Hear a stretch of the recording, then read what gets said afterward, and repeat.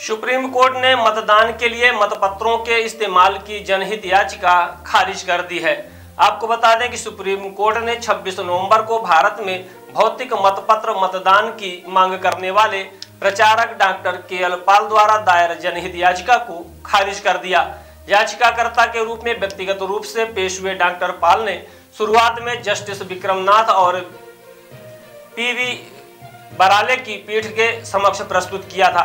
यह जनहित याचिका में उन्होंने बताया था कि बहुत प्रार्थना के बाद दायर की है। अपनी बात पूरी करने से पहले ही न्यायमूर्ति नाथ ने मौखिक टिप्पणी की।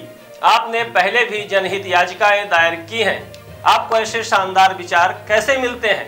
याचिकाकर्ता ने जवाब दिया कि वह लॉस एंजल्स में ग्लोबल पीस समिट में अभी अभी आया है। इस जनहित याचिका में हमारे साथ लगभग 180 सेवानिवृत्त IAS, IPS अधिकारी और न्यायाधीश हैं जो मेरा समर्थन कर रहे हैं। मैं ग्लोबल पीस का अध्यक्ष हूं और मैंने 3,10,000 अनाथों तथा 40 लाख विधवाओं को बचाया है। दिल्ली में हमारी 5,000 विधवाएं हैं। न्यायमूर्ति नाथ ने पूछा कि वे राजनीति क्षेत्र में क्यों शामिल होना चाहते हैं और इस पर उन्होंने जवाब दिया कि यह राजनीतिक नहीं है। देखिए, मैं 155 देशों में गया हूं और दुनिया के हर देश में अगर आप देखें तो बैलेट पेपर वोटिंग है। दुनिया के हर लोकतंत्र में अगर आप देखें तो भौतिक बैलेट पेपर है। हर देश 180 देश सिवाय तानाशाहों के, क्योंकि उनके पास चुनाव नहीं होते। जैसे मैं पुतिन के साथ रूस गया हूं, असद के साथ सीरिया और चार्ल्स टेलर के साथ लाइबेरिया। उन्हें जेल से बाहर निकाला, वह अभी भी जेल में है। उनकी पत्नी भी शनिवार को शिखर सम्मेलन में शामिल हुई, इसलिए हम लोकतंत्र की रक्षा कर रहे हैं। डॉक्टर पाल ने आगे तर्क दिया कि अनुच्छेद 14, 19 और 21 का उल्लंघन किया गया है। इस पर न्यायमूर्ति नाथ ने टिप्पणी की, इस मामले की सुनवाई के लिए बहुत महत्वपूर्ण दिन है। डॉक्टर पाल ने कहा कि अनुच्छेद 32 उन्हें न्यायालय में जाने और तथ्य प्रस्तुत करने की अनुमति देता है। उन्होंने कहा, तथ्य बहुत स्पष्ट हैं, सभी को पता है, लेकिन कोई उपाय क्यों नहीं है? आपको भी आश्चर्य होगा, 8 अगस्त को नई दिल्ली के ले मेरिडियन में 18 राजनीतिक दलों ने इस प्रार्थना का समर्थन किया। प्रार्थना क्या है? आइए हम आपको बाकी दुनिया का अनुसरण करें। 197 देशों में से 180 देश। न्यायमूर्ति नाथ ने मौखिक रूप से पूछा कि क्या वे नहीं चाहते कि भारत बाकी दुनिया से अलग हो, जिस पर उन्होंने जवाब दिया, क्योंकि यहाँ भ्रष्टाचार है। न्यायमूर्ति नाथ ने इस दावे का खंडन किया और कहा, कोई भ्रष्टाचार नहीं है। कौन कहता है कि भ्रष्टाचार है? डॉक्टर पाल ने कहा कि उनके पास भ्रष्टाचार के सबूत हैं।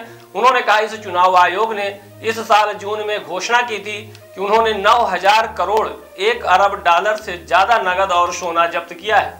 इसका नतीजा क्या है? मैं पिछले 3 चुनाव आयुक्तों से मिल चुका हूं और सबूत दे चुका हूं। उन्होंने कहा कि सभी राजनीतिक दलों को जवाबी कार्यवाही करने दें।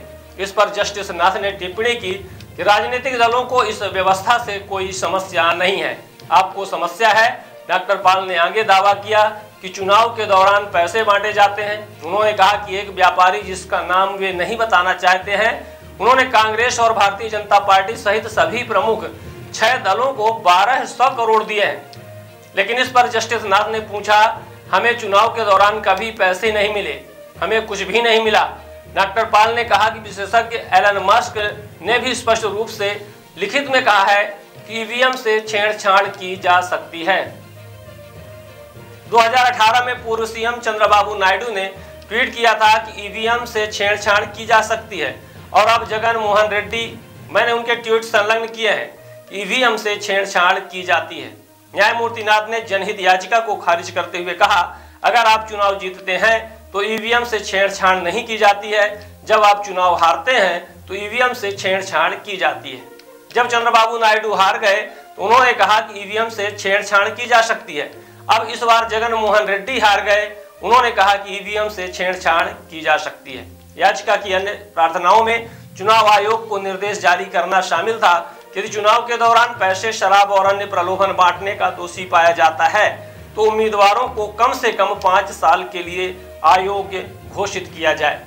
बिहान हॉस्पिटल एंड रिसर्च सेंटर आपके अच्छे स्वास्थ्य हेतु समर्पित सर्व सुविधा युक्त हॉस्पिटल। बिहान हॉस्पिटल में स्त्री रोग, कैंसर, मेडिसिन एवं कैंसर सर्जरी, यूरोलॉजी, न्यूरोलॉजी, हृदय रोग, ऑर्थोपेडिक, जनरल मेडिसिन, बाल चिकित्सा, जनरल एवं लेप्रोस्कोपी, प्लास्टिक सर्जरी संबंधित सभी बीमारियों के उपचार की सुविधा उपलब्ध है। बिहान हॉस्पिटल में emergency ambulance, pathology, pharmacy, dialysis, 2D echo, छाती की जांच, सोनोग्राफी, PFT फेफड़ों की जांच, फिजियोथेरेपी की सुविधा उपलब्ध है। विहान हॉस्पिटल में मेडिक्लेम इंश्योरेंस, कैशलेस सुविधा, आयुष्मान भारत कार्ड धारी को सुविधा उपलब्ध है। विहान हॉस्पिटल में 24 घंटे एम्बुलेंस की सेवा उपलब्ध है। हमारा पता है NH7 होटल लैंडमार्क के पहले रतहरा, रीवा। अधिक जानकारी के लिए संपर्क करें। Helpline number 9074 5146 14।